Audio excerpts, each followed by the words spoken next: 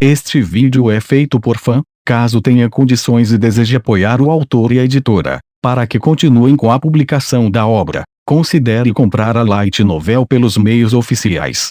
Volume 1. S.S. Horikita Suzune, uma certa manhã na piscina. Algo que aconteceu certa manhã. Ouvi um suspiro profundo. Nadar. Quase todos os meninos estavam em êxtase, mas apenas Rondo estava desanimado. Qual o problema? Não, nada. Rondo parecia estar preocupado com alguma coisa.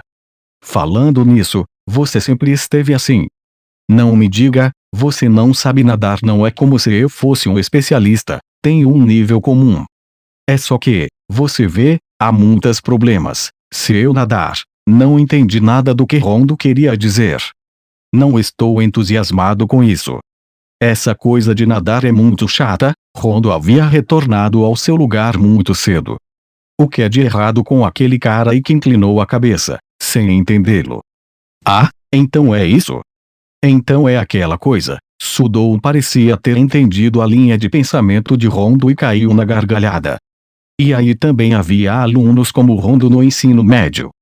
Ele deve estar preocupado com isso, o tamanho de suas partes inferiores. O que a resposta de Sudou foi realmente inesperada. Não pode ser. Certo, não, quem adota essa atitude provavelmente é por causa disso. Se for por outros motivos, sua barriga ficará exposta ou ele terá pelos grossos no corpo. Rondo atende a algum desses dois critérios de fato. Rondo tem um corpo muito mediano que você pode encontrar em qualquer lugar. Os homens determinam o vencedor pelo tamanho da parte inferior. Normalmente, essas partes tendem a ser muito grandes em caras que normalmente são desenfreados. Isto é como a miniatura de si mesmo para a sociedade. Se a parte inferior de um jovem saudável é pequena, a avaliação dele também vai sofrer alterações, não é mesmo, Pifaa? Aquele cara, então suas partes inferiores são pequenas e que parecia ter entendido a linha de pensamento de Rondo e riu cordialmente. Que sociedade chata! Aquele cara deve estar vadiando. Olhe de perto. Sudou disse isso com um sorriso cheio de confiança. Então começou a aula de natação. Hoje, Ikki e Yamauchi também estavam empolgados com os maiôs das meninas. Sudou olhou para o Rondo que ele achava que estava vadiando, enquanto sorria. É por gente como você que até os maiôs de competição têm sido vetados pelos adultos, e há uma tendência de meninos e meninas usarem maiôs cada vez menos expostos, não é? Ei, do que Sudou está rindo? Há algo engraçado. Kushida, que havia acabado de trocar de roupa, fez uma cara de incapaz de entender e me perguntou. Como sempre, eu não sabia onde deveria colocar minha linha de visão. É um assunto trivial. O que você quer dizer com assunto trivial? Pare. Ser olhado de forma tão fofa também é perturbador. Maiôs de menina são extraordinariamente eróticos. Vou acabar ficando aceso. Sabe? Se eu dissesse essas palavras, acho que Kushida nunca mais falaria comigo. Vamos nadar. Tem muita gente descansando, sendo vago. Eu disse isso enquanto observava aqueles que estavam apenas olhando ao redor. Kushida também olhou em volta comigo com uma expressão que implicava concordância, para os alunos que estavam no segundo andar. As meninas têm uma variedade de circunstâncias, mas os caras também têm muitas. Eles não têm. Nadando, quero dizer, há caras que simplesmente não gostam, e há caras que não são bons nisso. Apesar de não serem bons nisso, se desistissem no início por causa dessas circunstâncias, nunca seriam capazes de superá-lo, não importa quanto tempo. Falando como uma professora, Horikita chegou. Bem, a aparência dos maiôs é realmente muito brilhante. Para não parecer que estava olhando demais, desviei o olhar sem deixar rastros. Na verdade, acho que devemos deixá-los em paz.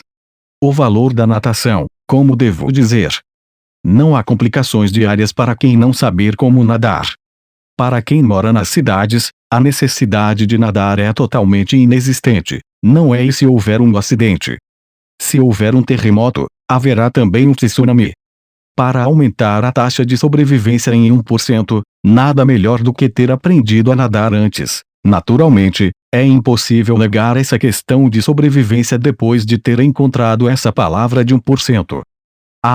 O relacionamento entre vocês dois continua bom como sempre, nem um pouco. Horikita não afirma nem nega.